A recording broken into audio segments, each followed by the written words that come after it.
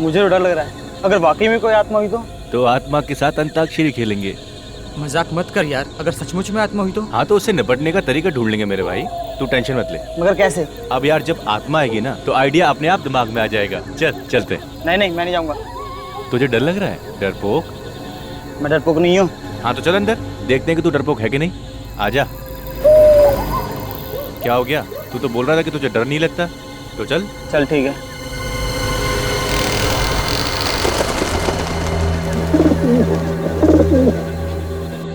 चल ना।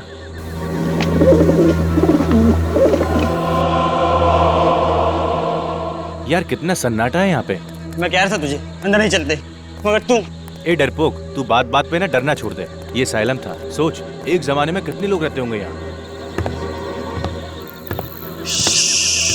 वो आवाज सुनी? किसी की सीढ़ियां चढ़ने की आवाज। अरे हाँ यार, आवाज तो मुझे भी आ रही है। मगर यार कोई नजर नहीं आ रहा। अब तो मुझे भी डर लग रहा है यार। ये आवाज तो बढ़ती ही जा रही है। कहीं ये आवाज हमारी तरफ तो नहीं आ रही? वो देखो कौन है।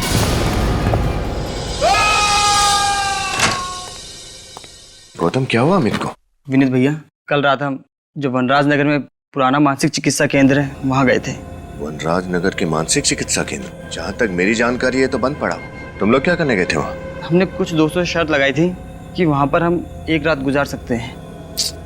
कितनी बार समझाया तुम लोगों को, ये बेकार की शर्तें मत लगाया करो, अपनी पढ़ाई पर ध्यान दो। सॉरी भैया। फिर क्या हुआ? फिर भैया किसी के चलने की आवाज आई। तुम लोगों के अलावा कोई और भी था वहाँ पर? हाँ भैया, वही देखने के लिए हम ऊपर जा रहे थे तो किसी ने अमित को धक्का दे दिया। भूत था वहाँ पे। लगता है लोग सच कहते हैं कि उस जगह भूतों का डेरा है भैया। क्या बेतुकी बातें किए जा रहे हो तुम? ये भूत आत्मा कुछ नहीं होता। ये सब तुम्हारे दोस्तों का प्लान होगा तुम्हें डराने के लिए, ताकि तुम लोग शर्त हार जाओ। नहीं भैया, ये उन लोगों का काम नहीं है। जरूर कुछ और ही था वहाँ पर। कुछ और? तुम्हारा कजिन गौतम, अब तबीयत कैसी है उसकी? सर मेरा कजिन तो ठीक है, लेकिन उसका दोस्त अमित बहुत डरा हुआ है। लगता है कि कल रात के सदमे ने बहुत गहरा असर छोड़ा है उसके दिमाग पर। विनीत, तुम्हें उसे कुछ कहना चाहिए था। कैसे उठपटांग शर्तें लगाते हैं ये बच्चे आजकल। आजकल के बच्चे सुनते कहाँ हैं सर। सर मेरी मदद कीजिए सर प्लीज मेरी मदद कीजिए। एक मिनट, आइए बैठिए। पानी लेकर आओ। बताइए क्या नाम है आपका? सर मैं जूही हूँ। मेरे पति राहुल सर कल से गायब है सर। उनका फोन भी नहीं लग रहा सर, पता नहीं कहाँ चले गए सर। पानी पीजिए। अच्छा, आपके पति राहुल कल शाम से गायब है? जी सर। अच्छा, कोई फोन वोन आया था उनके बारे में? किसी ने फोन किया था? नहीं, कोई फोन नहीं आया। अच्छा, उनके पास मोबाइल फोन तो होगा ना? जी। जरा उनका नंबर दीजिए। सर 1644028787। लगा। अच्छा, आखिरी बार कब बात हुई थी तुम्हारी अपने पति राहुल के साथ? सर कल जब वो ऑफिस में थे तब मेरी बात हुई थी सर। उसके बाद वो घर ही नहीं आए। राहुल जी काम कहाँ करते हैं? सर टिस्टो नाम की एक एड एजेंसी में। अच्छा, टिस्टो एड एजेंसी में? जी सर। देखिए बिल्कुल घबराइए मत, आपके पति को हम ढूंढ निकालेंगे। Thank you so much sir. हाँ सर, मोबाइल कंपनी से राहुल के मोबाइल का लोकेशन पता चल गया है। कहाँ पर है?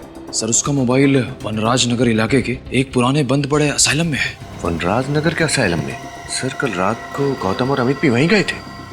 गौतम और अमित दोनों भी वनराज नगर के बंद पड़े असाइलम में गए थे कल रात। और जूही का पति राहुल, उसके फोन का आखिरी लोकेशन भी वनराज नगर ही था। सारा चक्कर क्या है? वनराज नगर असाइलम।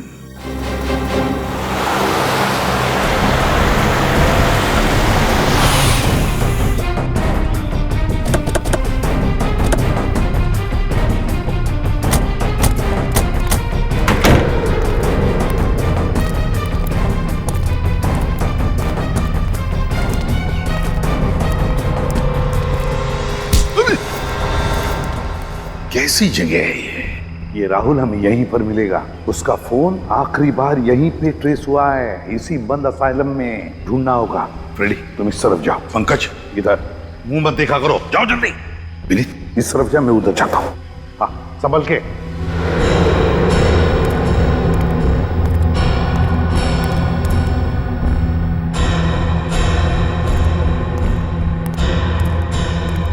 हमेशा गलत जगह पे मुझे ही लेके जाते हैं।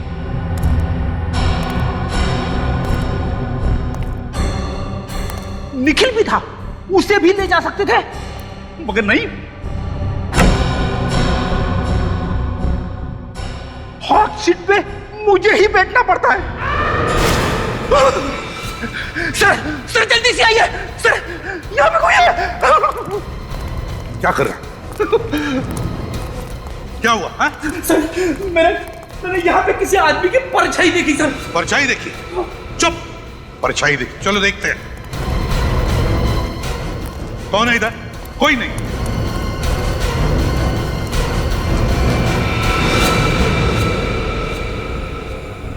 कहीं ये राहुल तो नहीं?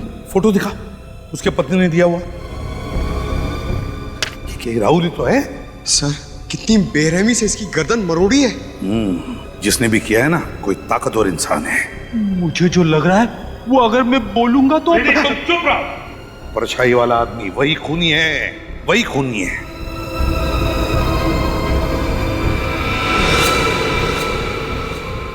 सर। हाँ, ये देखिए सर। ये राहुल का हो सकता है कैमरा। सर अगर राहुल इस कैमरे से शूटिंग कर रहा था तो हो सकता है इस खूनी की रिकॉर्डिंग भी होगी उसमें। चेक करो।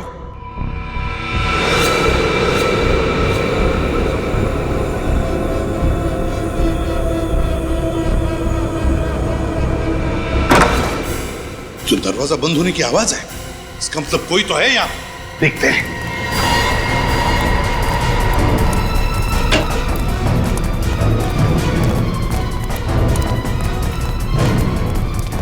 देखो कहां से आवाज आ रही है। सर यहाँ पर लाइट चल रही है, लगता है कोई रहता है यहाँ। हाँ,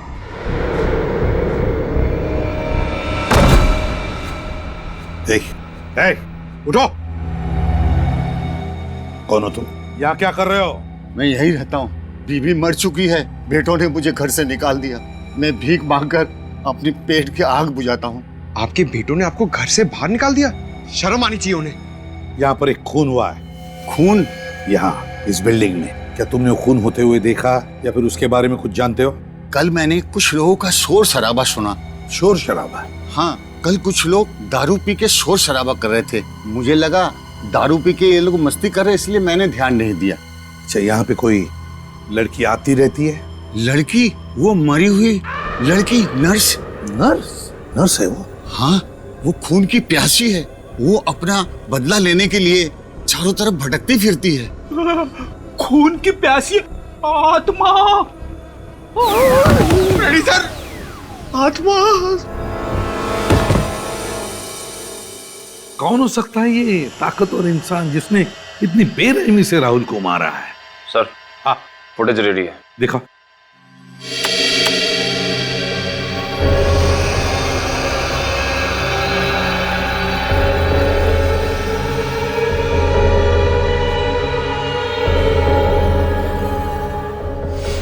पॉज करो, पॉज करो।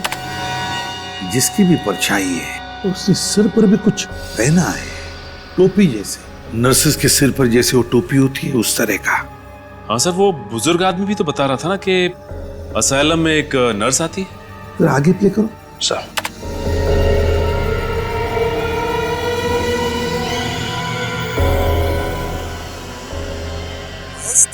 सर राहुल किसी से बात कर रहा है। हाँ, ये राहुल किसी से बात कर रहा है, मगर किससे और क्या कह रहा है? निखिल, आवाज जरा साफ करो अच्छी तरह से, पता तो चले ये राहुल कह क्या रहा है और हुआ क्या है वहां पर। सर। हाँ पंकज, क्या पता चला? सर, उस पुराने मानसिक चिकित्सा केंद्र असाइलम का पूरा इतिहास पता चल गया। क्या इतिहास है? आज से 13 साल पहले, साल 2000 में वहां पर एक पेशेंट ने एक नर्स का खून कर दिया था। तब से लोगों में यह अफवाह फैल गई है कि उस नर्स की आत्मा उस असाइलम में भटक रही है। तो ये बात है। नर्स की आत्मा? सचिन, कोई नर्स की आत्मा वात्मा नहीं, कोई और ही है, कोई लड़की जो ये नर्स की टोपी पहनकर घूम रही है, उस नर्स के आत्मा का फायदा उठाने के लिए। सर। हाँ सर, आवाज साफ हो गई है। सर राहुल की आवाज तो साफ हो गई है, लेकिन वो किससे बात कर रहा है समझ में नहीं आ रहा है। कोई बात नहीं, राहुल की आवाज सुनते। महेश, तुम? महेश? राहुल ने किसी महेश का नाम लिया है, इसका मतलब है राहुल उस महेश के साथ बात कर रहा है इस वीडियो में।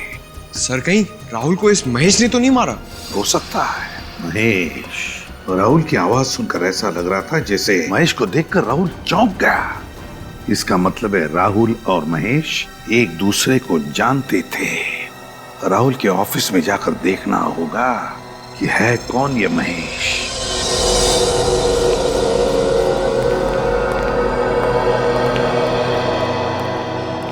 जी कहिए, किससे मिलना है आपको? आप कौन है? जी मैं इस एड एजेंसी का क्रिएटिव हेड हूँ। हम लोग सीआईडी से हैं। आपके ऑफिस में राहुल काम करता था, उसके बारे में कुछ पूछताछ करनी है। राहुल हमारे लिए एड फिल्में बनाया करता था, सबसे काबिल एड फिल्म डायरेक्टर था वो, लेकिन बहुत गलत हुआ उसके साथ। वैसे आप लोग क्या पूछना चाहते हैं? देखिए, अक्सर इंसान के दुश्मनों की गिनती उसकी कामयाबी की सीढ़ियों की तरह बढ़ती जाती है। आप हमें ये बताइए कि इस ऑफिस में राहुल का कोई दुश्मन था क्या? कोई ऐसा था जो उसकी कामयाबी से जलता था? जी बिल्कुल नहीं सर। देखिए, हम सभी यहाँ पर एक परिवार की तरह मिलजुल कर काम करते हैं।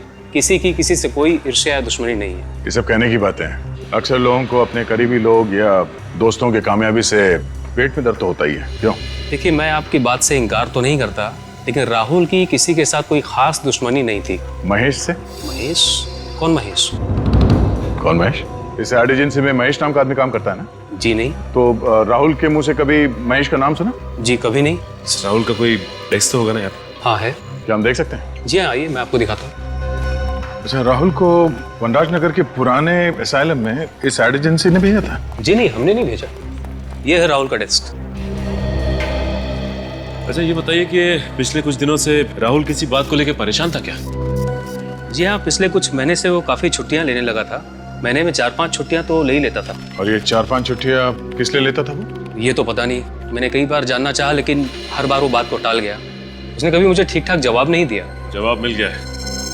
ये देखिए सर, राहुल की छुट्टियां लेने का कारण ये रेड ग्रेप्स प्रोडक्शन।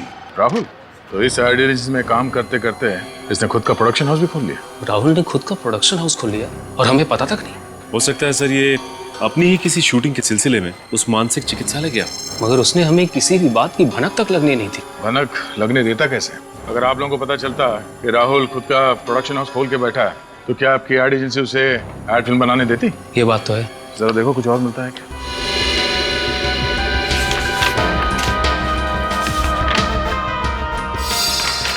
सर और कुछ तो नहीं। ये देखिए, ये डायरी मिली है। राहुल की पर्सनल अपॉइंटमेंट डायरी। देखते हैं आखिरी बार किससे मिला था ये राहुल। आईओसी। ये आईओसी क्या हो सकता है? ये तुम्हारी किसी क्लाइंट की कंपनी का नाम तो नहीं है? जी नहीं, हमारी किसी क्लाइंट की कंपनी का नाम आईओसी नहीं है। चलो इस राहुल के प्रोडक्शन हाउस से पता करते हैं आईओसी और इस महेश के बारे में। Mister Suresh, CID. मुझसे आपके फोन पे बात हुई थी। ये आईओसी? सर आईओसी का तो मुझे पता नहीं, लेकिन सर महेश तो राहुल सर का असिस्टेंट था। महेश राहुल का असिस्टेंट था? बुलाओ जरा इस महेश को। सर राहुल सर ने तो उन्हें 1 महीना पहले ही नौकरी से निकाल दिया। नौकरी से निकाल दिया? लेकिन क्यों? सर वजह तो उन्होंने किसी को नहीं बताई थी, पर उड़ती उड़ती खबर है कि महेश ने उनका कैमरा और उसका कुछ सामान चोरी कर लिया था, इसलिए। कहीं महेश ने बदला लेने के लिए राहुल का खून तो नहीं कर दिया? अच्छा, ये वनराज नगर के बंद पड़े असाइलम में राहुल करने क्या गया था? सर वहाँ पे कुछ शूटिंग का काम चल रहा था। कैसी शूटिंग? दरअसल राहुल सर डॉक्यूमेंट्री फिल्म पे काम कर रहे थे। वे ऐसी ऐसी डरावनी जगह जाके शूट करते थे जहाँ उन्हें लगता था कि आत्माएं होंगी। आत्माओं पे डॉक्यूमेंट्री? और किसके लिए बना रहे थे ये फिल्म? सर ऐसी डॉक्यूमेंट्री फिल्मों को सराहने वाले बहुत लोग हैं। मगर उसी जगह पे शूटिंग करने की क्या वजह थी? सर महेश के कहने पर। तो महेश का हाथ भी है इसमें? महेश एक दिन वहाँ से कुछ फुटेज शूट करके लाया था, जिन्हें देखकर राहुल सर को लगा कि वहाँ जरूर आत्मा है। क्या हम वो फुटेज देख सकते हैं? जी सर।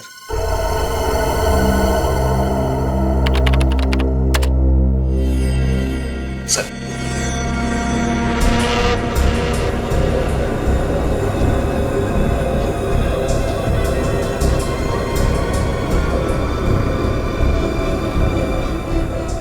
एक मिनट पॉज करो। इसमें भी लड़की? जरा जूम करो इस पे।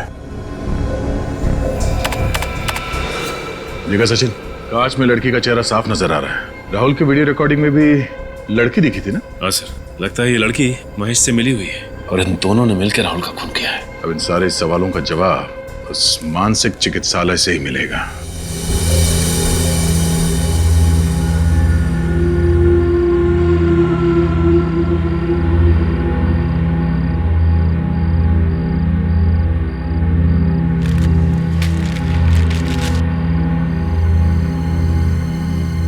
वो खूनी यहाँ आएगा जरूर। सर आप इतना यकीन के साथ कैसे कह सकते हैं कि वो यहाँ पर फिर आएगा? वो इसलिए पंकज, क्योंकि वो खूनी यहाँ 2 बार पहले भी आ चुका है। एक बार राहुल को मारने और दूसरी बार जब अमित और गौतम यहाँ आए थे। और उसके बार बार यहाँ आने की एक ही वजह हो सकती है, कोई तो ऐसा सबूत जरूर है जिसे वो ढूंढकर छिपाना या तो मिटाना चाहता है। एग्जैक्टली। और अगर अब तक उसके हाथ वो सबूत नहीं लगा तो वो यहाँ फिर से आएगा सबूत मिटाने।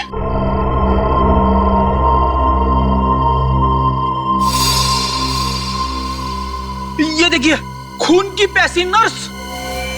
अब इसकी प्यास जेल में ही बुझेगी। ये मेन हॉल में है, चलो। अरे अभी तो इधर थी, कहाँ गई? ये तो उसी आदमी की आवाज है जो यहाँ रहता है। ऊपर चलो, ऊपर।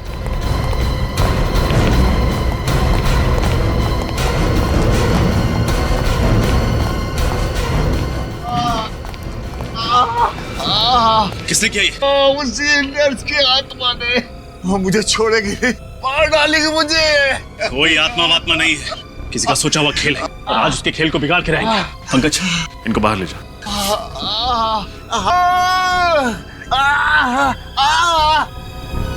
विनीत, इस कमरे की अच्छी तरह तलाशी लो। कोई तो वजह होगी कि वो खूनी इस बुजुर्ग आदमी को मारना चाहता है।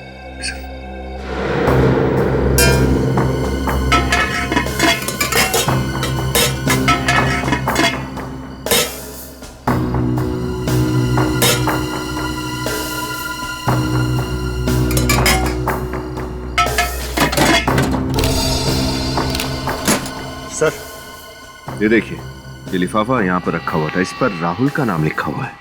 राहुल का नाम? ये लिफाफा आईओसी लैब ने भेजा।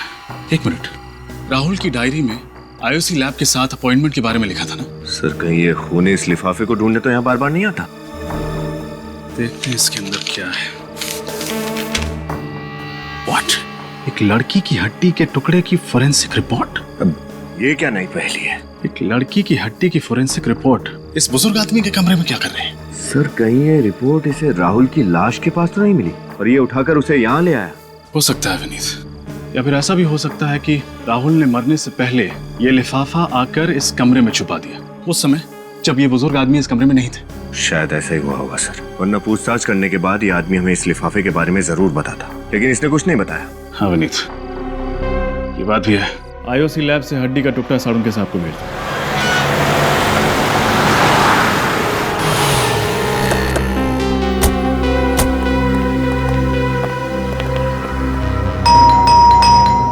सर, दरवाजा तोड़ दूं? अरे थोड़ी देर तो रुको। दया सर, किसी को भी कम से कम 2 मिनट का समय तो देते ही। हो सकता है कोई खाना खा रहा हो, बाथरूम में हो, लेकिन तुम दरवाजा देखते ही घोड़े पे सवार हो जाते हो। तोड़ दूं? सॉरी सर, वो दया सर की इतनी कहानियां सुनी है दरवाजा तोड़ने वाली कि दरवाजा देखते ही बस क्या वो क्या बेकाबू हो जाता हूँ सर। काबू करो। हाँ, चलो अपनी कला दिखाओ। पंकज, दरवाजा तोड़ने की खुशी देखी चेहरे पे। घर तो पूरी तरह से खाली है, देखो अच्छी तरह से क्या मिलता है। सर, कहीं राहुल का खून करके महेश 9 तो 11 तो नहीं हो गया? बच के जाएगा कहाँ? इसी घर में कुछ ऐसा सुराग ढूंढ निकालेंगे जो उस तक पहुंचाएगा हमें। एक काम करो, अच्छी तरह से देखो, एक भी कोना बचना नहीं चाहिए।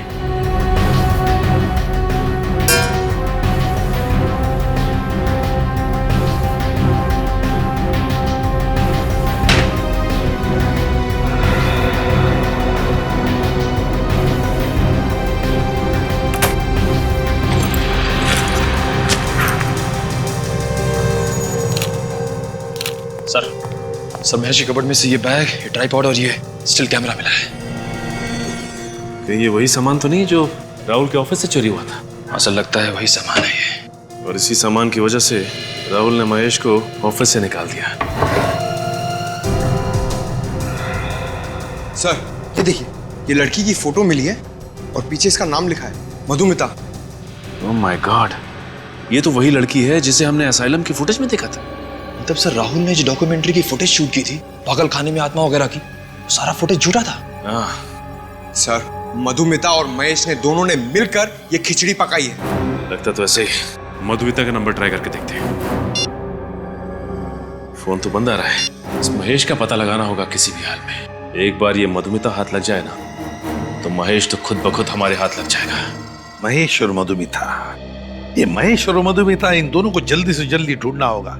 मिलने चाहिए ये हमें। और फिर उस लड़की के बारे में क्या पता चला जिसकी हड्डी के टुकड़े की जांच राहुल ने इस आईओसी लैब में से करवाई थी? नहीं सर, अब तक तो कुछ पता नहीं चला। सर, इसी रिपोर्ट को चुराने के लिए वो खूनी शायद असाइलम गया होगा, मगर उसके हाथ नहीं आई। हाँ, उसे क्या पता कि ये रिपोर्ट हमारे हाथ में है। इस खूनी को ये नहीं मालूम कि सीआईडी वालों के लिए एक तिनकी भर का सुराग भी काफी है उस तक पहुंचने के लिए। सर, इस महेश ने ही राहुल का खून किया होगा। घर पे मिला नहीं और उसका फोन भी बंद आ रहा है। ये राहुल घर पे नहीं मिला और उसका फोन भी बंद आ रहा है, और मधुमिता का भी तो फोन बंद आ रहा है। काम करो, इस राहुल ने जहां जहां पर जाके अपनी डॉक्यूमेंट्री की शूटिंग की है ना, वहां जाओ और पता लगा। देखो देखो कहां पर वो हड्डी का टुकड़ा मिला था उसे। सर, ये रहा पहला घर। जी कहिए, आपको किससे मिलना है? हम लोग सीआईडी से आपसे कुछ बात करनी थी। मुझसे?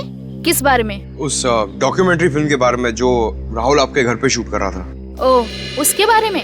अक्सर इस घर की छत से कुछ अजीब अजीब सी आवाजें आती हैं। घर की छत से अजीब अजीब सी आवाजें आती हैं? हाँ, उन्हीं आवाजों की जड़ तक पहुंचने की कोशिश कर रहा था राहुल।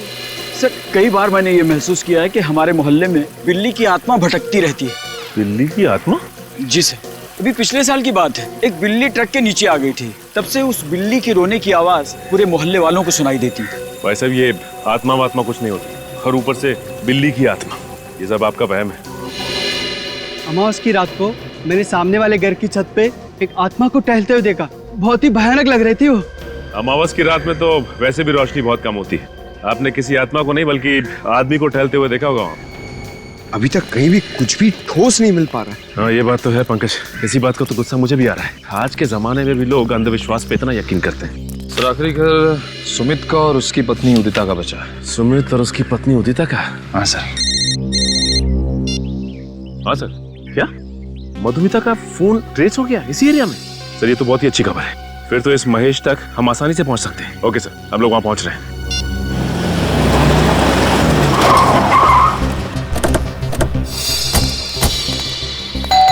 यहीं पे ट्रेस हुआ था मधुमिता का मोबाइल। दरवाजा तो खुला हुआ है। सर, चीखने की आवाज। सर, कहीं मधुमिता? ओह माय गॉड, ये तो मधुमिता ही है। सर, राहुल का खून करने के बाद इस महेश ने मधुमिता को हिरासत में रख दिया। लगता तो ऐसा ही है। Cut cut. क्या हो रहा है सब? कौन है आप लोग? हाँ, और यहाँ पे क्या कर रहे हैं? अच्छा किया जो आप खुद ही चले आए गिरफ्तार होने के लिए। दो तो खून किए आपने। एक मिनट, यहाँ पे कोई खून नहीं हुआ है, शूटिंग चल रही है। मधुमिता, उठ और बताओ इन्हें। मधुमिता! Yes sir. तुम फिर से शॉट में सो गई थी? नो सर, ये लोग एक्टर नहीं है। मुझे तो लगा आपने मुझे बिना बताए सीन में कुछ बदलाव कर दिया सर। बदलाव तो इनकी जिंदगी में अब सीआईडी लाएगी। आप लोग सीआईडी से? जी हाँ, सीआईडी से। सर, पर हमने तो कोई कानून नहीं तोड़ा, और यहाँ पर हम परमिशन लेके शूट कर रहे हैं। हमें सब कुछ पता है कि तुमने क्या किया है। सब कुछ? जी हाँ, सब कुछ। ये डॉक्यूमेंट्री शूट करने के बहाने ये जो अंधविश्वास फैला रहे हो ना तुम, सब कुछ मालूम है हमें कि उस पागल खाने में शूटिंग भी तुम्ही ने की थी। मगर सर, और हमें ये भी पता है कि राहुल का खून तुमने किया है। तुमने। ये सब झूठ है, सब बकवास है। सब सारी बकवास ब्यूरो में समझ में आ जाएगी।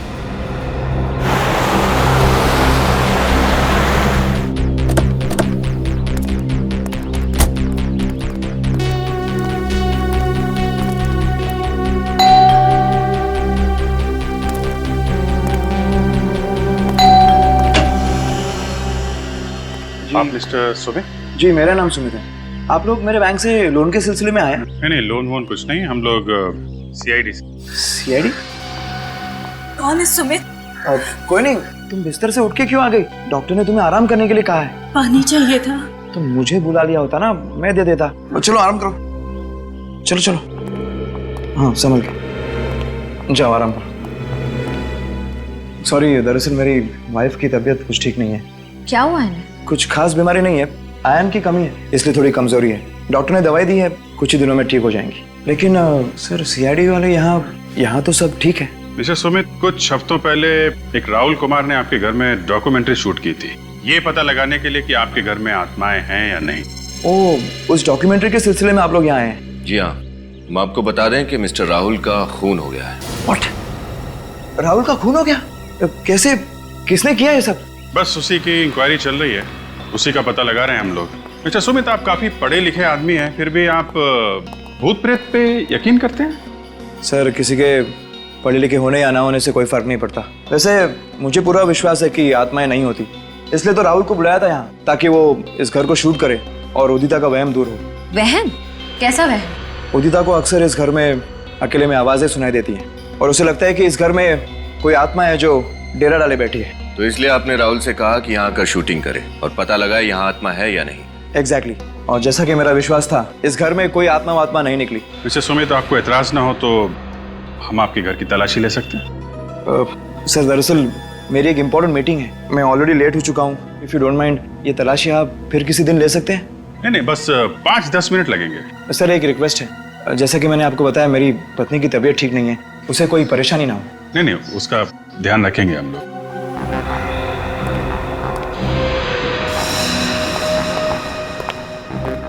इस फोटो में आपकी वाइफ के अलावा ये नेहा है सर। नेहा? जी, यहाँ पेइंग गेस्ट के तौर पे रहती थी।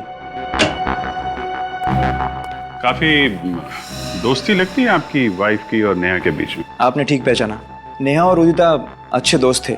इनफैक्ट सितंबर 2012 में जब नेहा मुंबई में हमारे यहाँ रहने आई, उसके बाद नेहा और उदिता में दोस्ती और गहरी हो गई।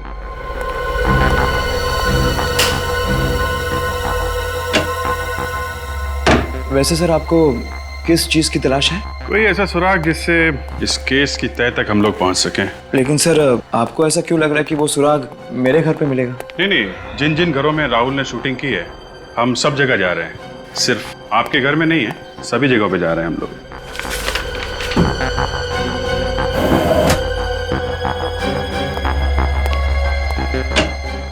ये आपके घर में तहखाना? जी सर, लेकिन वहाँ कोई खास सामान नहीं है, पुराना फर्नीचर वगैरह।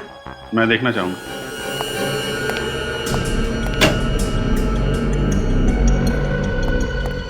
सर, तहखाना काफी दिनों से साफ नहीं किया है, मकड़ी के जाले वगैरह होंगे, आपके कपड़े गंदे हो जाएंगे। कपड़ों की चिंता मत कीजिए, आप जरा लाइट जलाइए। जी।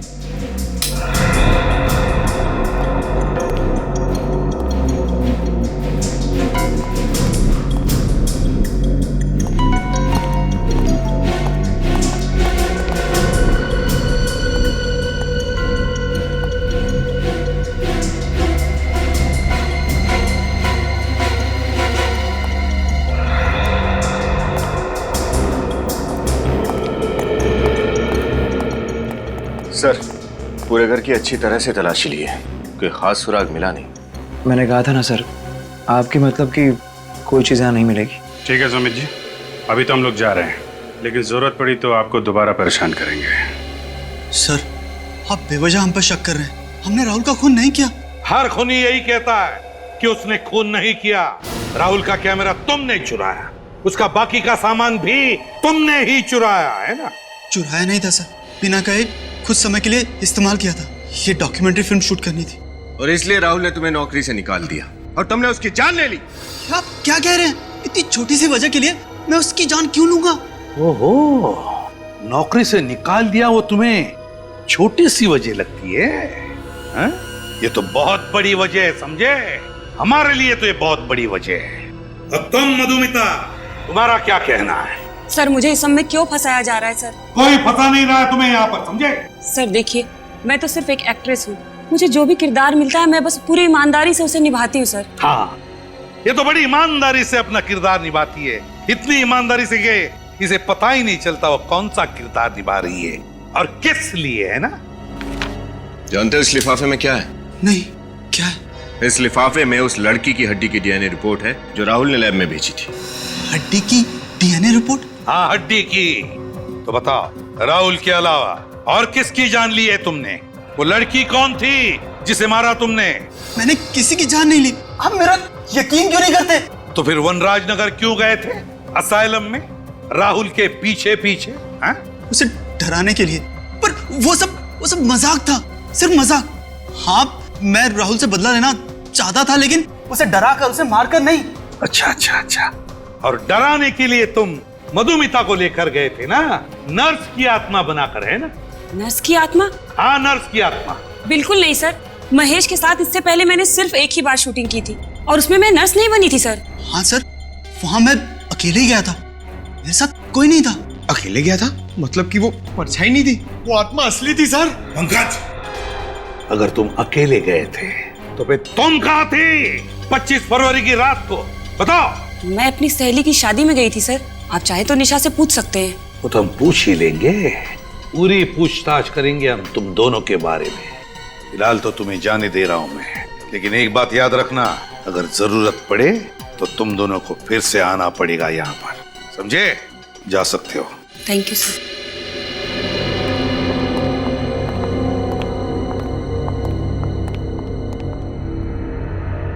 सर ये गुत्थी तो और भी ज्यादा उलझती जा रही है।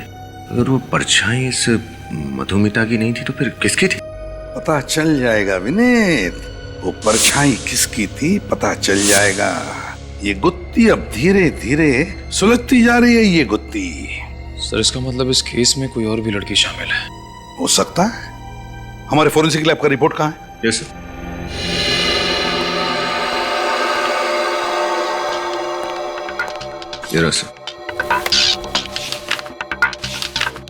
ये देखो साळुंखे का रिपोर्ट। हड्डी पर जिंक ऑक्साइड के ट्रेसेस मिले थे। जिंक ऑक्साइड तो रैट पॉइजन में, चूहे मारने की दवाओं में इस्तेमाल किया जाता है। जरा याद करके बताओ, जब तुम लोग उन 4 घरों में पूछताछ करने के लिए गए थे जहां पर राहुल ने अपनी डॉक्यूमेंट्री की शूटिंग की थी, तो वहां पर तुम्हें कोई रैट पॉइजन दिखा? जरा याद करो अच्छी तरह से। चूहे मारने की दवाई याद है सर।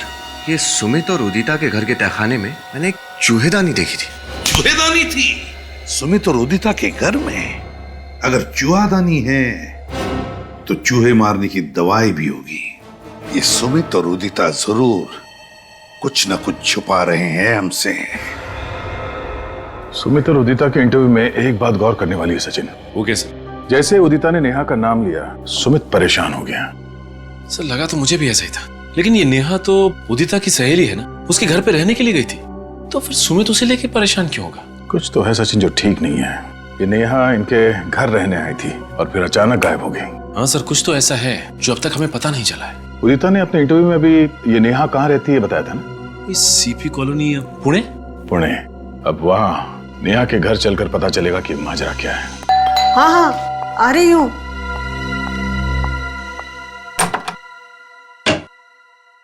कौन है आप लोग? किससे मिलना है? आज हम लोग सीआईडी से, नेहा से मिलने आए। सीआईडी से? जी हाँ, सीआईडी से। मतलब नेहा का पता चल गया? पता चल गया मतलब? हम लोग नेहा से ही मिलने आए। मुझे लगा आपको मेरे बच्चे मिल गए। कहाँ है नेहा? पता नहीं, 1 महीना हो गया लापता, ना कोई फोन ना कोई खबर। भगवान जाने मेरी बेटी किस हाल में होगी। आप बिल्कुल फिक्र मत कीजिए, आपकी बेटी नेहा को हम लोग ढूंढ निकालेंगे। अच्छा ये बताइए कि किसी ने फोन किया था आपको? हो सकता है आपकी बेटी को किसी ने अगवा किया। कोई फोन आया था? नहीं बेटा, मैं तो विधवा हूँ। किसी तरह नेहा को पढ़ाया लिखाया, इस काबिल बनाया कि वो अपने पैरों पर खड़े हो जाए।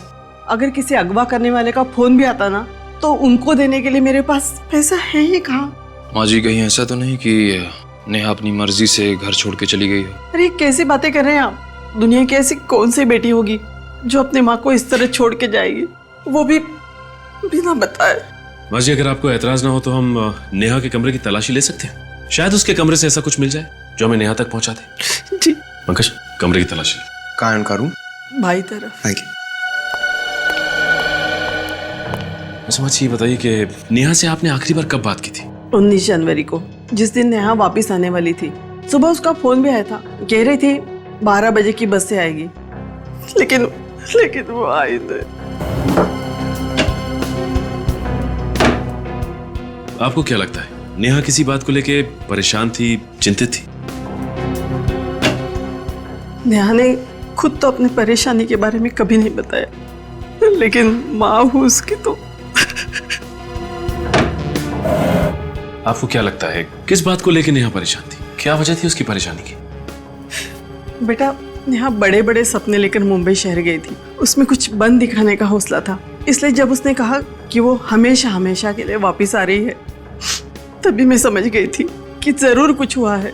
जिसकी वजह से मेरी बेटी की सोच अचानक इस तरह बदल जाएगी।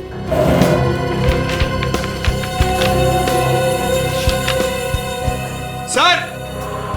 हाँ पंकज।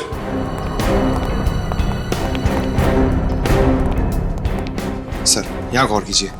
सुमित ने नेहा के लिए एक बर्थडे कार्ड भेजा था। To my beloved Neha, happy birthday 16 July from Sumit. इस पे तो 16 जुलाई की डेट डली है। उस वक्त तो नेहा उदिता और सुमित के यहाँ रहने भी नहीं गई थी। मतलब सर, सुमित और नेहा एक दूसरे को पहले से ही जानते थे और शायद इनके बीच। हाँ निखिल, इस कार्ड को पढ़ के तो यही लगता है कि उन दोनों के बीच कोई ना कोई चक्कर तो जरूर था। सर उस हड्डी की फोरेंसिक रिपोर्ट जो हमें उस बुजुर्ग आदमी के घर पे मिली थी, वो नेहा की तो है। हो सकता है। निखिल, नेहा का हेयर ब्रश उठा लो। नेहा के बाल का डीएनए टेस्ट करवाते हैं, पता चल जाएगा कि वो हड्डी नेहा की है कि नहीं। अरे सूरज सर, आप बिल्कुल टेंशन मत लीजिए। हाँ, अपना प्लान एकदम परफेक्ट चल रहा है। अरे एसीपी सर के लैपटॉप से जो मैंने डेटा चुराया था ना, वो मैंने डीसीपी सर को भेज भी दिया है। अरे बिल्कुल टेंशन मत लीजिए, सब सही है। मैं आपको बाद में फोन करता हूं। सर,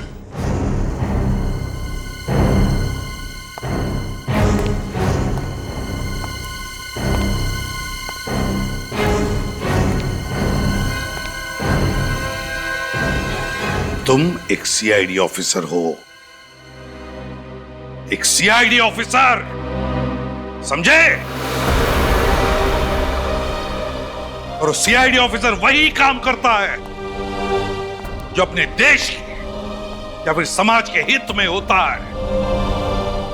सर, मैं समाज के लिए सोचता हूं सर। बस, या अपने आप से कहो या फिर उनसे कहो जिनके लिए तुम ये सब कर रहे हो। पूछो अपने से कि क्या तुम वही काम कर रहे हो जो अपने देश के हित में है, या फिर इसके पीछे कोई और साजिश है? सर। हाँ सर, नेहा के बाल की डीएनए रिपोर्ट आ गई सर। क्या पता चला? सर, नेहा के बाल का डीएनए और वो हड्डी जो राहुल ने भेजी थी उसका डीएनए दोनों मैच हो गए सर। दोनों मैच हो गए? मतलब नेहा का खून हो चुका है। और जो सुमित के ऑफिस से पता चला है कि सुमित अक्सर काम के सिलसिले में पुणे जाया करता था और शायद वहीं पे उसकी नेहा के साथ दोस्ती और गहरी हो गई। तो फिर हुआ ये होगा कि नेहा पीछे पड़ी होगी सुमित के, मुझसे शादी करो, मुझसे शादी करो, और फिर उससे छुटकारा पाने के लिए सुमित ने नेहा को खत्म कर दिया। सुमित के नाटक से पर्दा हटाने का वक्त आ गया है।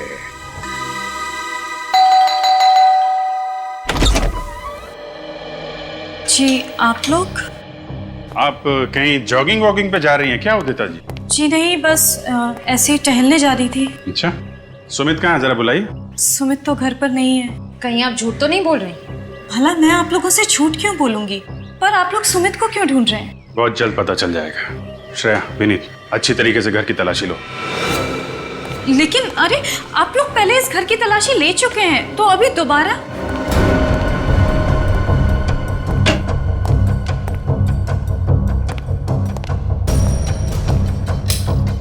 क्योंकि इस बार हमें यकीन है कि हमें वो सबूत मिल जाएगा जिससे हम साबित कर सकें कि आपके पति सुमित जी एक खूनी है।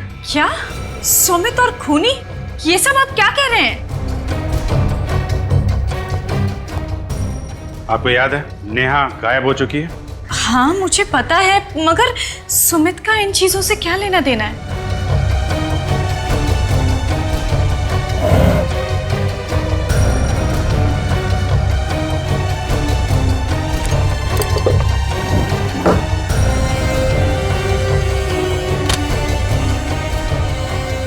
क्योंकि वो गायब नहीं है, उसका खून हुआ है और सुमित ने मारा है उसे। सुमित ने नेहा का खून किया? ये सब आप क्या कह रहे हैं?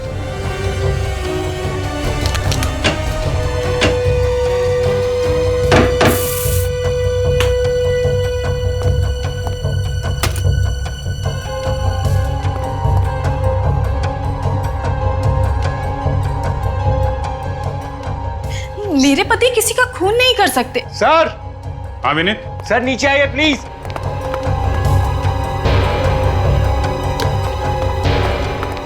हाँ विनीत। सर ये देखिए सर।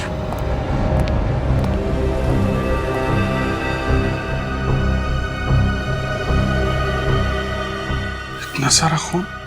सर लगता है कि नेहा की लाश के टुकड़ों को यहीं पर रखा गया होगा। ये सब क्या है?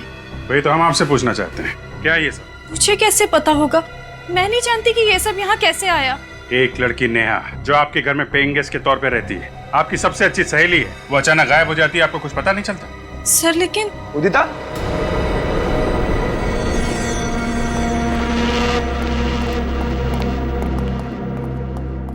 उदिता। अरे आइए आइए सुमित जी, आपका इंतजार कर रहे थे हम लोग। आप लोग फिर से? बस आखिरी बार आपके घर पे, इसके बाद तो जेल में ही मुलाकात होगी आपसे।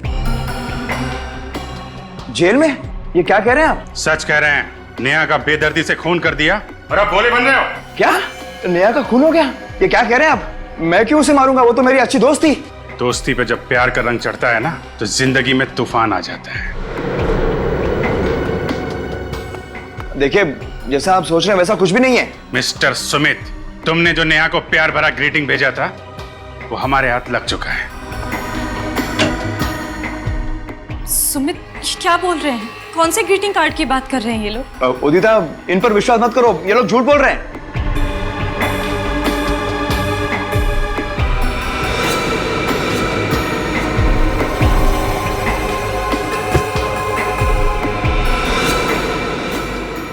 अगर ये लोग झूठ बोल रहे हैं तो तुम्हारे पसीने क्यों छूट रहे हैं? सर ये देखिए, अंदर से ये नर्स के कपड़े मिले। नर्स के कपड़े? ना तो ये नर्स है और ना ही आप नर्स हैं सुमित जी, तो फिर ये नर्स के कपड़े कौन पहनता है? भूल गए विनीत, राहुल के खूनी ने भी नर्स के कपड़े पहने हुए थे। सर और तो और ये मार्शल आर्ट्स के कपड़े भी मिले हैं, ब्लैक बेल्ट के साथ। ओह, तो आप मार्शल आर्ट भी जानते हैं? नहीं सर, मैं मार्शल आर्ट नहीं जानता, वो तो उदिता जानती है। उदिता जी, आप मार्शल आर्ट जानती हैं? और एक मार्शल आर्ट जानने वाला ही राहुल की इतनी बेदर्दी से गर्दन मरोड़ सकता था। उदिता, रुको!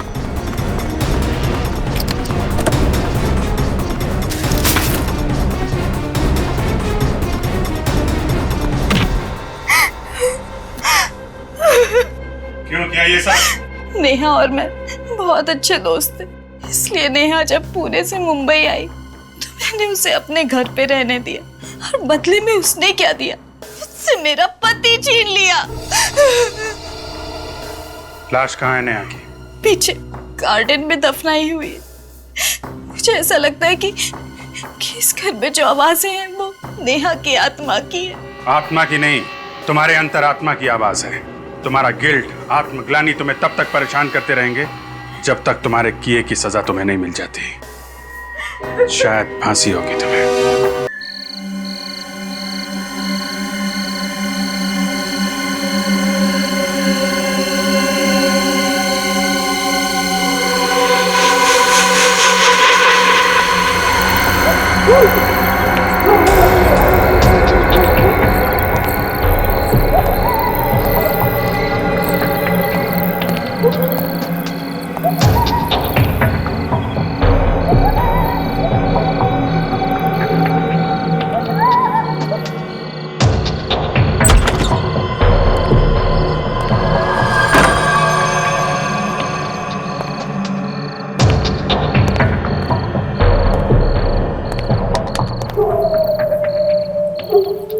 देखना, आजकल गोपाल के चेहरे पर एक मीठी सी मुस्कान हमेशा छुपी रहती है।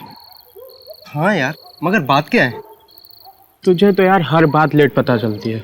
गोपाल को प्यार हो गया रे। क्या बात कर रहा है? तो आखिरकार हमारे गोपाल को उसकी राधा मिल ही गई। तो आज तो मैं इसे, अरे ये कहाँ गया? देख, किसी ना किसी पेड़ के पीछे अपनी राधा से बतिया रहा होगा। आज मैं इस मजनू का कान पकड़ के छोड़ूंगा। मुझे नहीं बताता यार।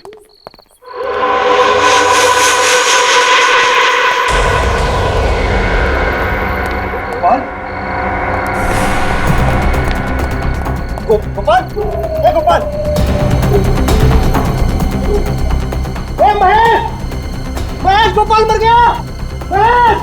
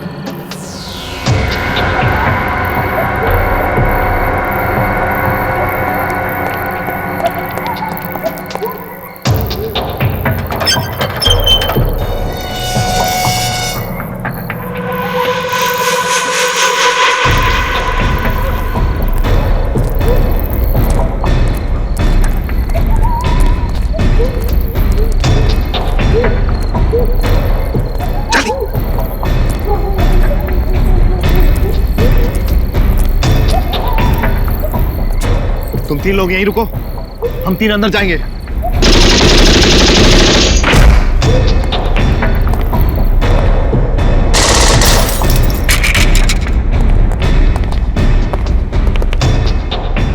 स्लैब का चप्पा चप्पा जान मारो, वो चीज यही होनी चाहिए। ढूंढो जल्दी।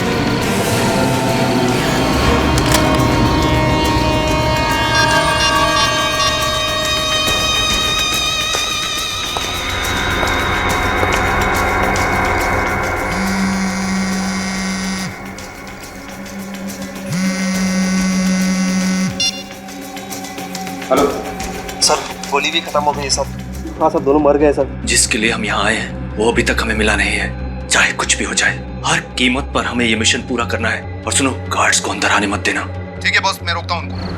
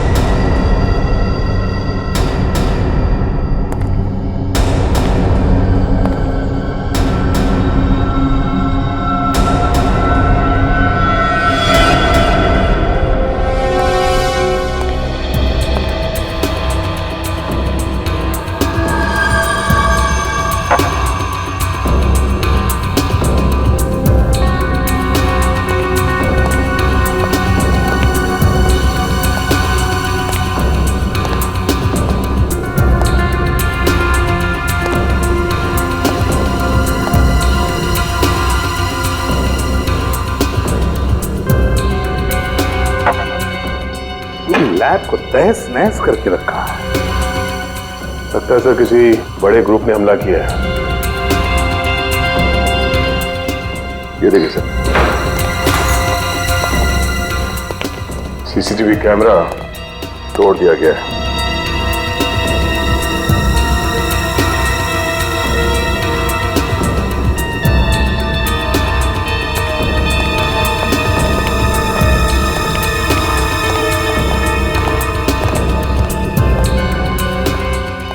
रजत, कुछ पता चला कौन लोग थे, कितने लोग थे?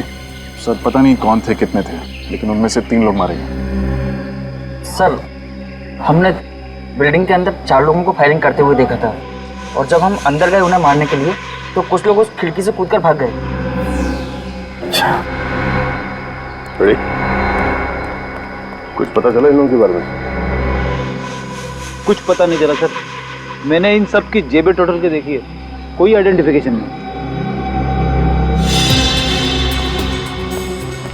तुम्हारे इस रिसर्च लैब के कंपाउंड को कितने गेट्स हैं? सर इस बिल्डिंग में 3 गेटें हैं और तीनों गेटों पर 24 घंटे पहरा रहता है, लेकिन नॉर्थ विंग और वेस्ट विंग के गेट्स मेन गेट होने की वजह से वहाँ पर सिक्योरिटी का बंदोबस्त ज़्यादा होता है। सर इसलिए उन्होंने वेस्ट विंग वाले गेट से हमला किया, जो कि बैक गेट है, और इससे पहले कि बाकी गार्ड्स यहाँ पर पहुँचते उन्होंने बैक डोर से एंट्री ली और बिल्डिंग के अंदर घुस गए। सर जिस तरह से हमला हुआ है उससे तो ये लगता है कि हमलावर गवर्नमेंट रिसर्च सेंटर के सिक्योरिटी बंदोबस्त से अच्छी तरह से वाकिफ थे। है तो कोई अंदर का ही जिसने उन लोगों को इस रिसर्च लेबोरेटरी के सिक्योरिटी अरेंजमेंट्स के बारे में बताया है। ये अंदर का ही कोई है, अंदर का ही। सर वो लोग यहाँ लेने क्या आए थे? इसी गवर्नमेंट रिसर्च सेंटर में हमला करने का कारण क्या हो सकता है?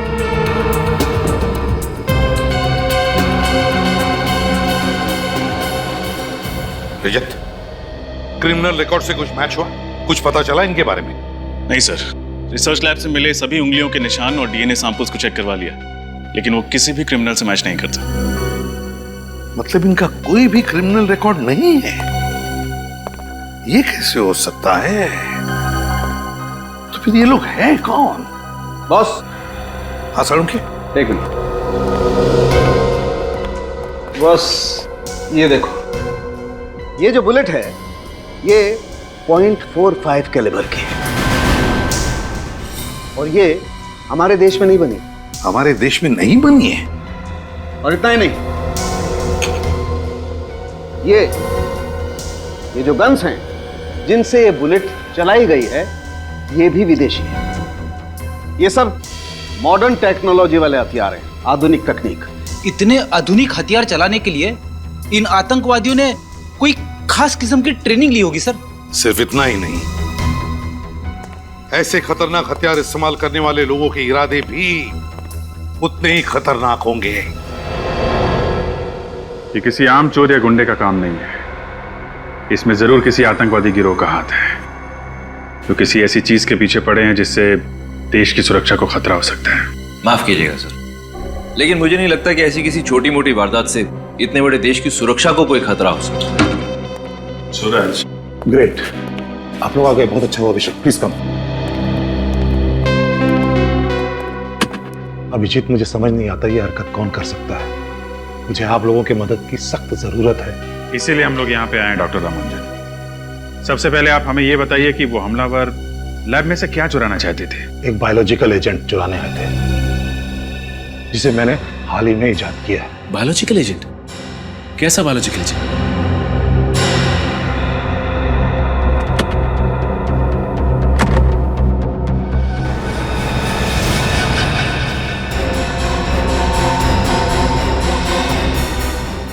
जब इनका कोई क्रिमिनल रिकॉर्ड ही नहीं है तो हम इनके ग्रुप को ढूंढेंगे कैसे?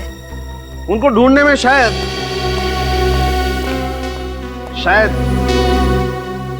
ये आप लोगों के काम आए।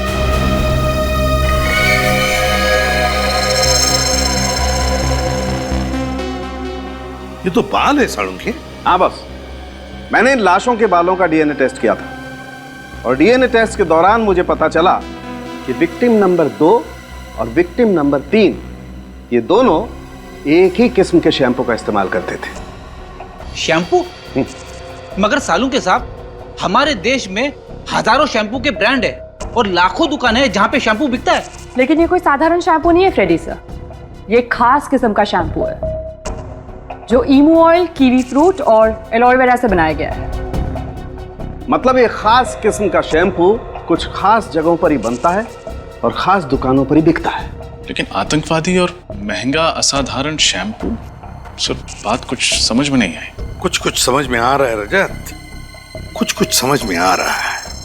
हो सकता है कि ये लोग किसी ऐसी जगह या किसी ऐसे होटल में ठहरे हो जहां पर होटल वाले अपने कस्टमर्स के लिए हाथ से बनाए हुए शैम्पू या फिर आयुर्वेदिक शैम्पू रखते हैं। बॉस, मैं इन बालों पर कुछ और टेस्ट करके इनके कंपाउंड का पता कर सकता हूं। तब तक हम किसी कॉस्मेटिक एक्सपर्ट से मिलते हैं, पता लगाते हैं इस शैम्पू के बारे में। इसका नाम मैंने सेग्योट्रॉप रखा है। ये ऐसे रोगों में काम आता है जो आसानी से ठीक नहीं हो सकते और ये बायोलॉजिकल एजेंट एक खास किस्म का वायरस है। वायरस? हाँ, इस वायरस से बहुत सी वैक्सीन और मेडिसिन बनाई जा सकती हैं, लेकिन अगर ये गलत हाथों में पड़ गया तो इसका दुरुपयोग हो सकता है। अगर वायरल एपिडेमिक फैलाया गया ना, तो कुछ ही दिनों में लाखों लोगों की जान जा सकती है। मतलब उनके इरादे नेक नहीं है। फिर तो ये मामला बहुत ही सीरियस है सर। अगर इस बात का पता मीडिया या आम जनता को चल जाएगा तो उनके दिलों में तो दहशत बैठ जाएगी। ये बात बाहर नहीं जानी चाहिए। हमें ये बात अपने तक छुपा के रखनी है। सर, लेकिन मुझे ये समझ में नहीं आ रहा है कि उन हमलावरों को लैब के सुरक्षा बंदोबस्त, सारे सीसीटीवी कैमरास के प्लेसमेंट के बारे में कैसे पता चला? घर का भेदी लंका ढाए। ये जरूर किसी लैब वाले का ही काम है। तो फिर सर उस अंदर के आदमी को ये कैसे पता नहीं चला कि वायरस लैब में रखा कहाँ है? वो शायद इसलिए कि मैंने कल रात ही वायरस की जगह बदल दी थी। और अब आप ये चाहते हैं कि ये वायरस हम लोग शहर के बाहर ले जाएं और किसी महफूज जगह पर रखते हैं? जी हाँ, इसीलिए मैंने आपको बुलाया है, क्योंकि मैं सीआईडी के अलावा किसी और पे विश्वास नहीं कर सकता।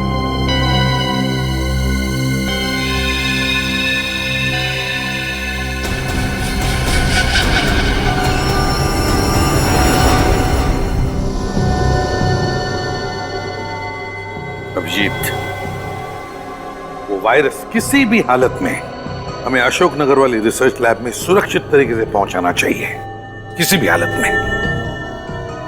सर, अशोकनगर की दूरी करीब 180 किलोमीटर की हो। 180? सर, अगर दिन में जाए तो ट्रैफिक की वजह से कम 5 घंटे लगेंगे। सर टाइम लगेगा, लेकिन मेरे हिसाब से ये काम दिन के उजाले में ही करना चाहिए। क्या दिन क्या रात सर, उन आतंकवादियों ने इतनी बड़ी रिसर्च लैब के ऊपर हमला कर दिया सर। अगर हम लोग वायरस शिफ्ट करने जाएंगे तो हम पर हमला हो सकता है सर। तो तुम घर चले जाओ। नहीं सर। अशोकनगर पहुंचने के कितने रास्ते हैं? सर 3 रास्ते हैं, पर सबसे सुरक्षित ये टोल हाईवे वाला रास्ता है। थोड़ा लंबा है, लेकिन जगह जगह पे यहाँ पे पुलिस चेक पोस्ट है। इस रास्ते पे ना तो बस्ती है और ना कोई जंगल। सर आपका शक सही निकला। वो शैम्पू खास करके किया नाम की चेन ऑफ होटल्स में सप्लाई किया जाता है। गुड वर्क श्रेया, एक काम करो, इन लोगों के फोटोग्राफ्स इस कंपनी की जितने भी होटल्स हैं सब में भिजवा दो। पता चल जाएगा कौन से होटल में ठहरे थे। अभिजीत, ये जो टोल वाला हाईवे है ना, सबसे लंबा रास्ता, मेरे हिसाब से सबसे सुरक्षित और अच्छा रास्ता यही है।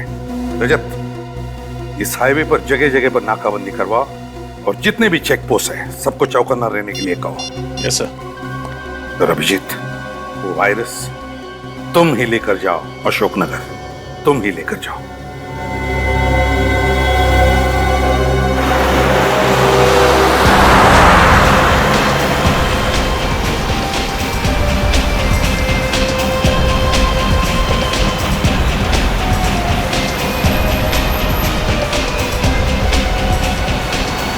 क्या बात है विनीत, कुछ नर्वस लग रहे हो? सच बताऊं तो सर थोड़ा नर्वस हो रहा हूं मैं। एक मशवरा दूं? थोड़ी बहुत नर्वसनेस और थोड़ी बहुत घबराहट अच्छी होती है। क्या सर? रियली, इससे हमारी कोशिशें बढ़ जाती हैं और मंजिल तक पहुंचने का जोश भी बढ़ जाता है। आपकी एडवाइस याद रखूंगा सर, थैंक्स। और एक बात, मंजिल तक पहुंचने में 3 घंटे बाकी हैं और आने वाले 3 घंटों में हमारे साथ जो कुछ भी होगा उसे इत्तेफाक मत समझना, दुश्मन की चाल समझना। Right sir. एक बात बताऊं सर, हमारे पीछे जो एक गाड़ी है उसमें 2 लोग बैठे हुए हैं। जब से हमने सफर शुरू किया है ये लोग हमारा पीछा कर रहे हैं सर। मुझे पता है, पर वो हमारा पीछा नहीं कर रहे। सॉरी सर, लेकिन आप इतने यकीन से कैसे कह सकते हैं? मैंने इन्हें पहले ही देख लिया था। इसकी गाड़ी का नंबर मैंने ब्यूरो भेज दिया। ब्यूरो से गाड़ी के मालिक का नाम और उसका फोन नंबर मिल गया। उस फोन नंबर से पता चल गया कि वो किससे बात कर रहा है और क्या बात कर रहा है, समझे? Great sir. फिर भी अलर्ट रहना।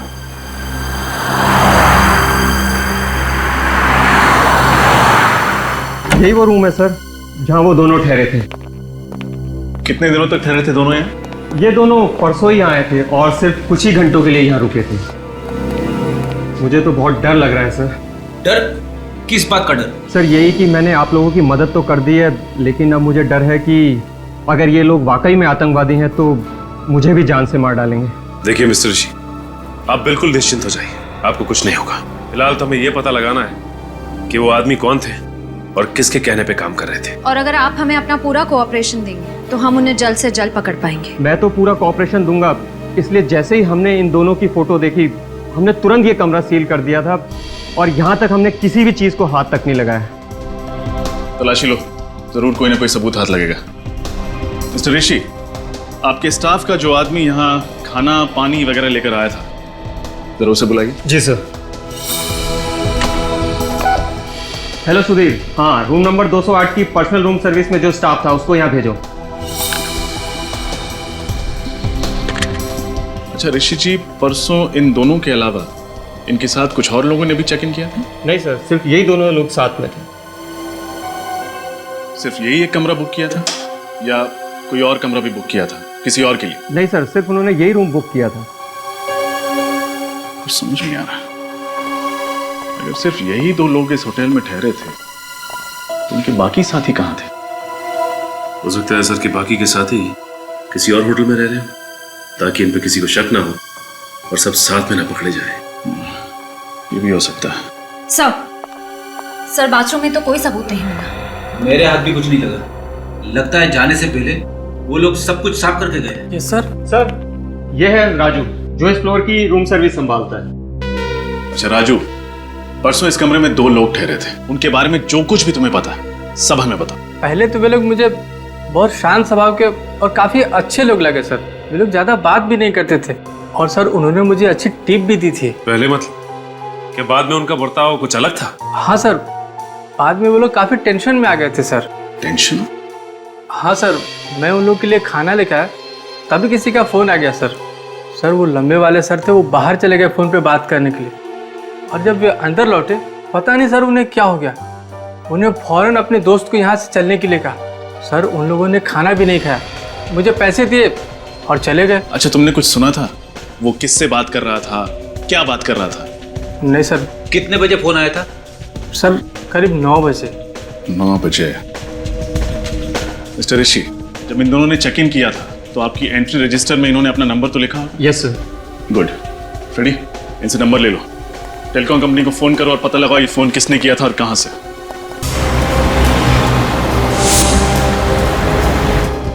सब ठीक है ना दया? हाँ सर, अभी तक तो ठीक है, कोई प्रॉब्लम नहीं। प्रॉब्लम आएगा भी नहीं दया, क्योंकि हमारा प्लान बिल्कुल फुल प्रूफ है। 2 सिल्वर ब्रीफ केसेस, 2 अलग अलग सीआईडी ऑफिसर्स, 2 अलग अलग गाड़ियां। जब तक उन्हें पता चलेगा कि वायरस असल में है कहां, वायरस सुरक्षित जगह पहुंचा होगा। उम्मीद तो यही है सर। सर हाईवे पुलिस ने कोई खबर दी सर? नहीं दिया, अब तक तो कुछ नहीं। अब तक उनको ना कोई गाड़ी ना कोई आदमी दिखा जिस पर शक हो जाए। बस 2 घंटे और, एक बार वो जगह सुरक्षित पहुंच जाए उसके बाद चैन की सांस लूंगा सर। अब मेरी बात ध्यान से सुनना। अब 1 किलोमीटर की दूरी पर बाएं तरफ एक कच्चा रास्ता आएगा, बाएं तरफ उस रास्ते पर मोड़ ले लेना, अपनी मंजिल तक जल्दी पहुंच जाओगे।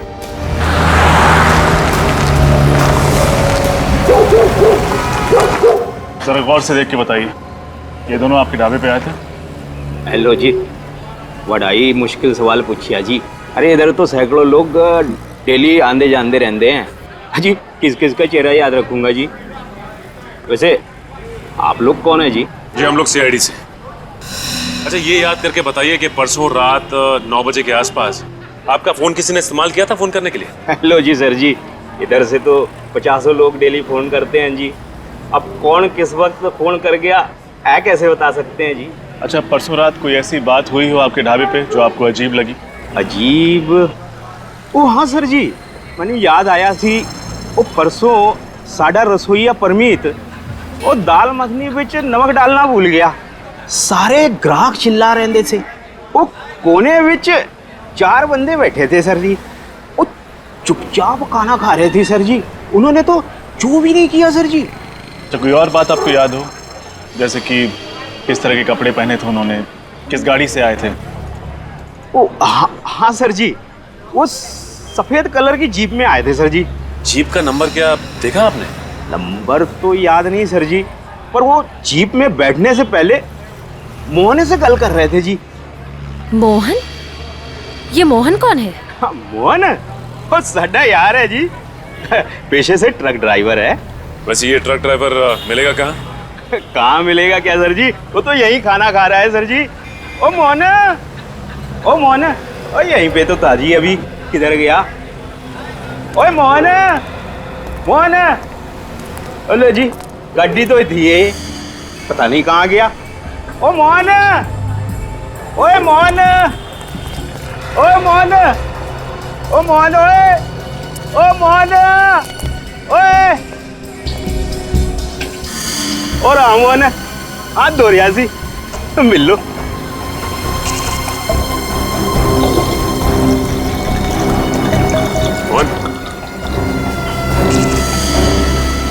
की होया साहब जी? अच्छा मोहन, ये बताओ कि 2 दिन पहले यहाँ पे क्या हुआ था? तो 2 दिन पहले तो बहुत कुछ हुआ था, और ट्रेन आके भी स्ट्राइक हुई थी और मेरे पड़ोसी का ताऊ मर गया था बेचारा। यहाँ इस ढाबे पे तुम्हारी 3-4 लोगों के साथ कोई बहस, कोई बातचीत हुई थी? अच्छा, तो आप लोग उनके यार हो, मुझसे पंगा लेने आए हो? हैं? अरे बाबा, पंगा वंगा लेने नहीं आए, हम लोग सीआईडी से। हो तेरी सीआईडी? और छोटी सी बात के लिए उन लोगों ने सीआईडी से कंप्लेन कर दी। और साहब जी मेरी कोई गलती नहीं, दरअसल वो लोग मेरे पास आए थे, मेरी ट्रक उन्हें भाड़े पे चाहिए थी। क्यों? ट्रक भाड़े पे क्यों चाहिए थी? वो कह रहे थे कि डॉक से कुछ सामान उठाना है, वो डबल पैसे देने को तैयार थे, लेकिन क्या? लेकिन एन मौके तो मुझे उन्हें मना करना पड़ा। वो मेरे कॉन्ट्रैक्टर हैं ना लाला जी, मुझे उनका सामान लेके जाना था। अब लाला जी मेरे माई बाप हैं, अब भला बताओ मैं उन्हें कैसे मना कर सकता हूँ? और तुम्हारी बात उन्होंने मान लिया? वो नहीं साहब जी, गुस्सा हो गए और गाली गलौज करने लगे। तो भला बताओ मैं भी कब तक चुप रहा था? मैंने भी उन्हें सुना दी 2-4 लंबी चौड़ी। अच्छा अच्छा अच्छा, उन्होंने कुछ बताया था तुम्हें कि वो लोग डॉक में से कौन सा सामान उठाने वाले? वो साहब जी मैंने पूछा तो था, मगर उन्होंने बताया नहीं। सर कहीं ये वही लोग तो नहीं जिनकी हमें तलाश है? अच्छा, उन्होंने तुम्हारी ट्रक किस दिन के लिए बुक की थी? आज दोपहर के लिए। आज दोपहर के लिए?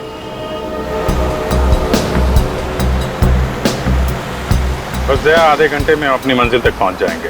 साहब जी, एक बार किसी तरह से ये वायरस अपने महफूज जगह तक पहुंच जाए तो हमारा मकसद कामयाब। करेक्ट। एक बार वायरस सही जगह पहुंच जाए फिर इन आतंकवादियों से भी निपटेंगे। दया, एसीपी साहब का फोन आ रहा है, मैं कॉल कॉन्फ्रेंस में करता हूँ। ओके ठीक है। Yes sir. बुरी खबर है अभिजीत। बुरी खबर? क्या सर? अशोकनगर के पास सिक्योरिटी एजेंसी वालों ने 2 अनजान गाड़ियां देखी, उन्हें ट्रेस करने की कोशिश की तो गाड़ियां गायब हो गई। लेकिन सर, आतंकवादियों को हमारे इस खुफिया जगह के बारे में पता कैसे चला? डॉक्टर रामानुजन के अलावा तो ये बात हमने किसी और को बताई भी नहीं। मुझे तो लगता है डॉक्टर रामानुजन की टीम में ही कोई गद्दार है। ये लोग तो हाथ धो के वायरस के पीछे पड़े हुए हैं। या फिर बीच रास्ते में कहीं हम पर हमला कर दें।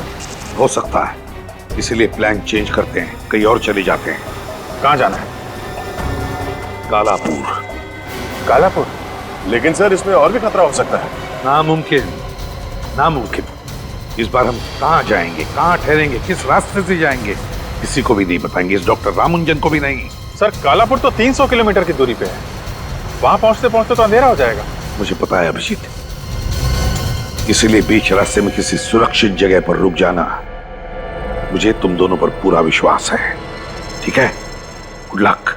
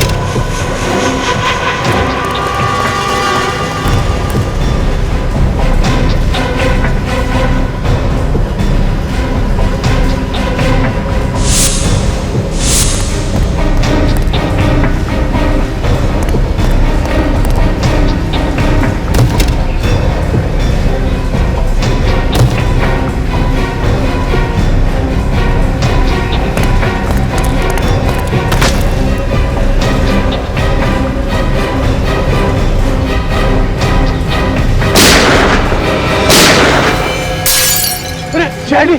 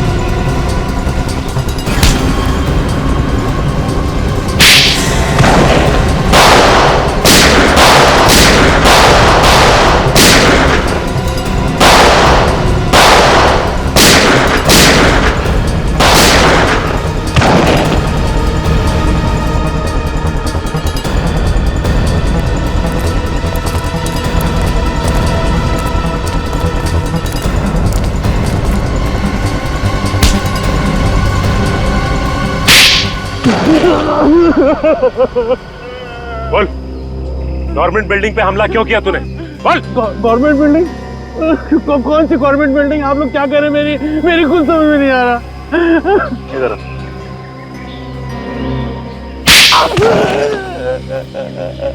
अब समझ में आया? क्या? ये कि रिसर्च लैब से बायोलॉजिकल एजेंट क्यों चुराया तूने? क्यों? Biological agent? क्या बोल रहे हैं आप लोग? मेरी खुद समझ में नहीं आ रहा। लगता है इसका मुंह खुलवाने के लिए दूसरा तरीका इस्तेमाल करना पड़ेगा, 3rd डिग्री फॉर्मूले का इस्तेमाल। तू ऐसे नहीं मानेगा। हा? अरे अरे मार दिया, अरे मामा, अरे मार, अरे मेरे गोली मार दी, अरे गोली, अरे अरे अरे बाप रे, अरे बाप रे, गोली मार। सर ये तो मॉल का फ्लोर डिजाइन लगता है। सर इसका मतलब इस फ्लोर डिजाइन के जरिए इसका ग्रुप शॉपिंग मॉल में पब्लिक पर अटैक करने वाला था। और ये फ्लोर डिजाइन इस बात का सबूत है कि इनकी प्लानिंग काफी दिनों से चल रही थी। बोल, कल रात को कहाँ था तू? मैं अपने भाई लोगों के साथ मॉल में था। मैं सच बोल रहा हूँ, सच में। इसका पता तो हम लगा ही लेंगे। इन दोनों को जानते हो?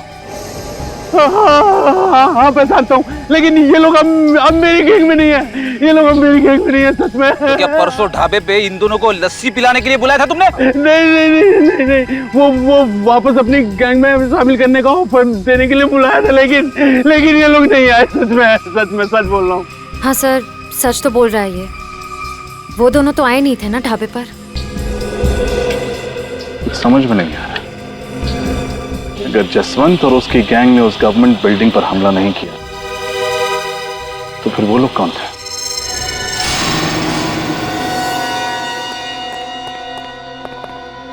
सर हाईवे हॉल्ट मोटल में हम लोग हैं। वही ना जिसके पीछे तालाब है? जी सर वही है। वेरी गुड, मगर चौकन्ना रहना और कॉर्नर वाला कमरा लेना ताकि पूरा कॉरिडोर हमारी नजर में हो। ओके, मैं आपको इन्फॉर्म करता रहूंगा। एक कमरा चाहिए। अरे क्या बात है साहब, एक नहीं 10 कमरे मिलेंगे, लेकिन साहब डिस्काउंट नहीं मिलेगा। डिस्काउंट हमें चाहिए भी नहीं, बस वो 10 खाली कमरे एक बार दिखवा दो। अरे साहब रहने के लिए एक कमरा और देखने के लिए 10 कमरा क्यों? 10 कमरा खाली है तो दिखाने में आपको कोई एतराज है? बिल्कुल नहीं। आप छोड़ो, जा साहब को ऊपर के सारे कमरे दिखा दे। ठीक से चेक कर लें।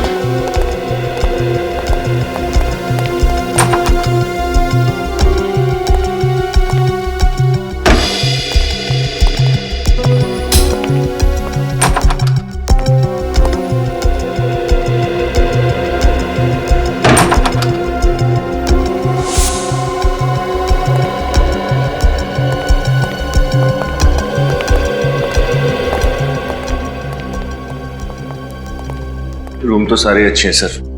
कौन है वाला? ठीक है सर, 205 मिलेगा।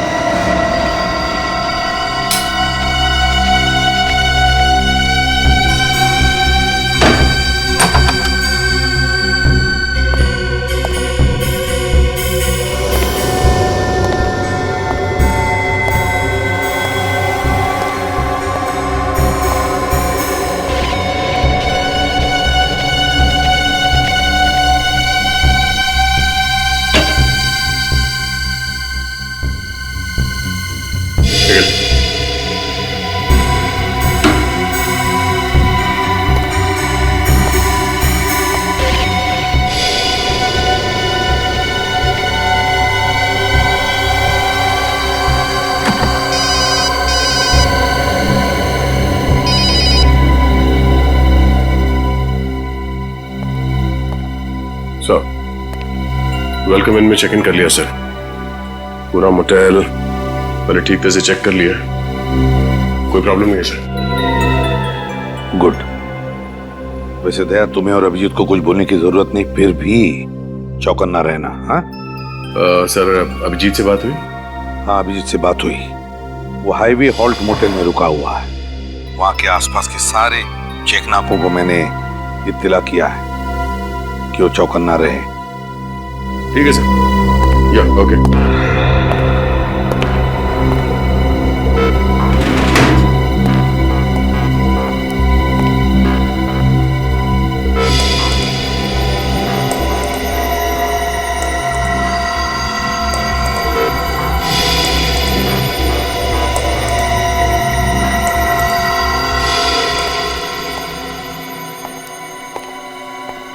क्या हुआ सर? कुछ नहीं, ऐसे ही देख रहा था। अलर्ट रहना जरूरी है।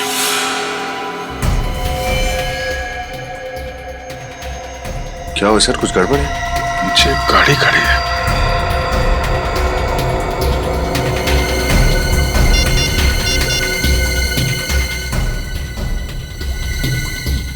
Hello sir.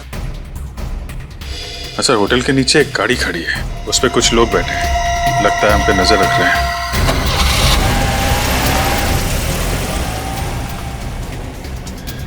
गाड़ी तो निकल गई सर। निकल गई? एक काम करो अभिजीत, उस गाड़ी का नंबर मुझे एसएमएस कर देना। हाँ, नजदीकी चेक पोस्ट को बता देता हूँ उनको। ओके सर, मैं गाड़ी का नंबर एसएमएस करता हूँ।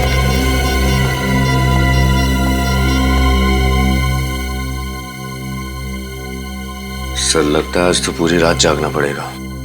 क्यों? तुम्हें क्या लगता है यहाँ पे पिकनिक मनाने आए? नहीं सर, मैं दोनों सारी रात जागे तो कल सारा दिन दोनों सोएंगे।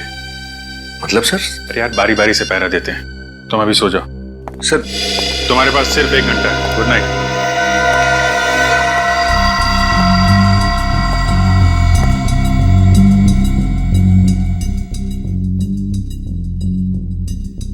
मेरी तो समझ में नहीं आ रहा, तुम ऐसा आखिर करती क्यों हो? तुमसे एक बार नहीं, मैंने 1000 बार बोल दिया है, लेकिन तुम ये बार बार मिस्टेक क्यों करती हो? कुछ भी करने से पहले एक बार ठीक से सोच लो। दोबारा ऐसा नहीं होना चाहिए। मैं अभी आता हूँ।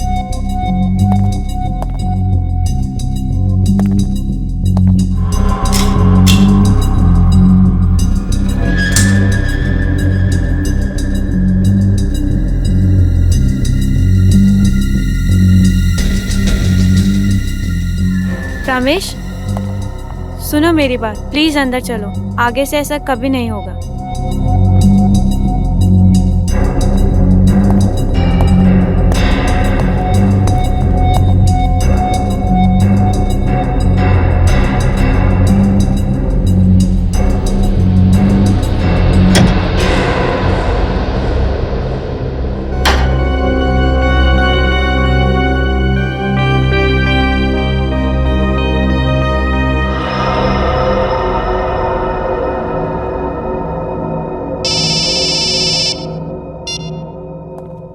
कैसा?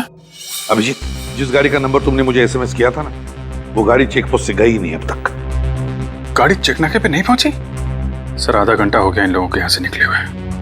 अगर ये लोग चेकनाके पे नहीं पहुंचे, इसका मतलब यहीं कहीं आसपास घात लगा के बैठे हैं। हाँ अभिजीत, आसपास ही होनी चाहिए। हाँ सर, मैं देख।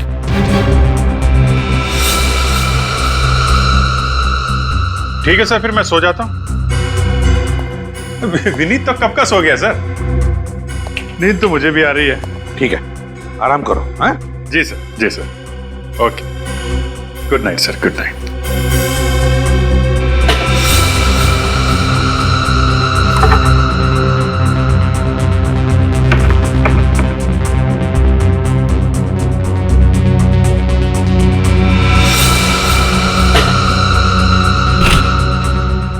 विनीत सर, ये देखो, स्पाई कैमरा और माइक्रोफोन। ये कहां से मिला सर? यहाँ पे इस पेंटिंग में फिट किया था। हमारी बातें सुनी जा रही थी, हम पे नजर रखी जा रही थी। लेकिन सर, उनको पता कैसे चला कि हम यहीं रुकने वाले हैं? हो सकता है होटल के बाकी कमरों में भी फिट कर रखा हो, या फिर जब तुम यहाँ इस कमरे को फाइनल करके नीचे गए थे उसी बीच में किसी ने फिट कर दिया होगा। मतलब सर यहाँ का कोई ना कोई उनसे मिला हुआ है। यहाँ पे खतरा है, निकलो यहाँ से।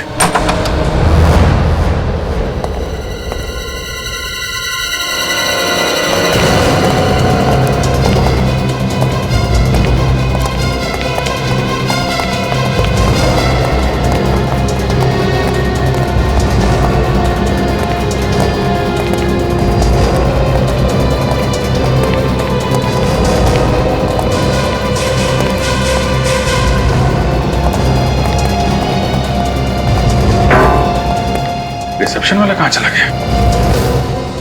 पूरा होटल चेक करो।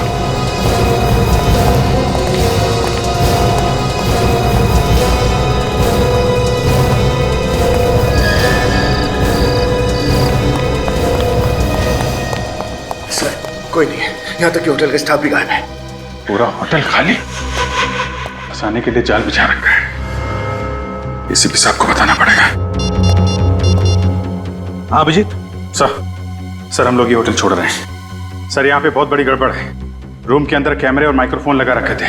तुम्हारे कमरे में से माइक और कैमरा मिले और होटल में कोई नहीं, ये चक्कर क्या है?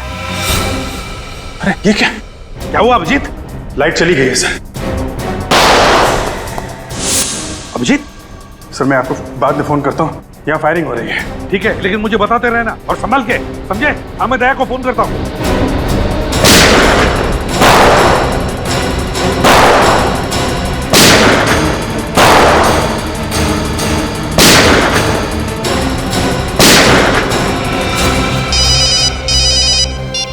हाँ सर। दया, तुम जहां पर भी हो वहां से निकलो अभी, इसी वक्त। क्या हो सर? लगता है उन लोगों को हमारे प्लान के बारे में पता चल गया है। अभिजीत पर अटैक किया उन लोगों ने। लेकिन सर इस वक्त हाईवे पे निकलना खतरे से खाली नहीं है। पहले तुम निकलो वहां से, जगह छोड़ो दया अभी।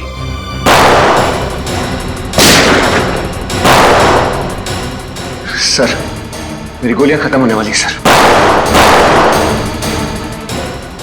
एक काम करो, मुझे कवर फायर दो, मैं गाड़ी से लेके आता हूँ।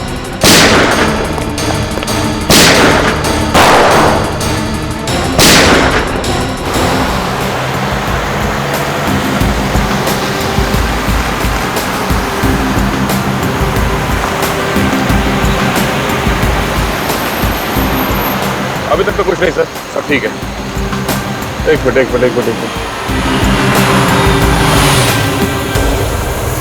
रास्ते के बीचों बीच ये गाड़ी क्या कर रही है?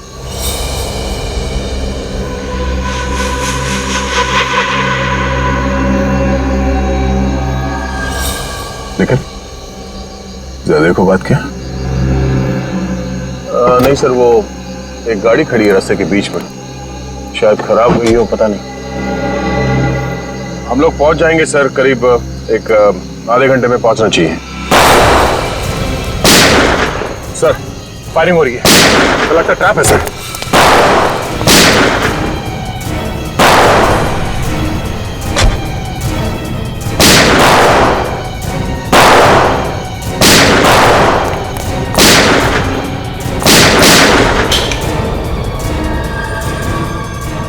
लगता है इसकी गोली खत्म हो गई है। सर आई नहीं अभी तक।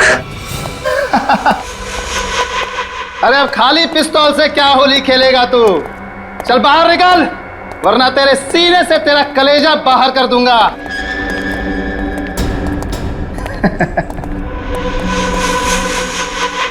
चल बैग दे, बैग ले से। बैग चल।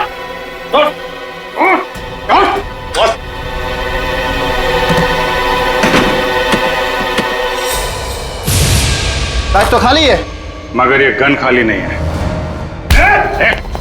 गन नीचे, वरना इसका भेजा खाली कर दूंगा। चल नीचे कर विनीत। तो जरा घूंघट तो निकाल है?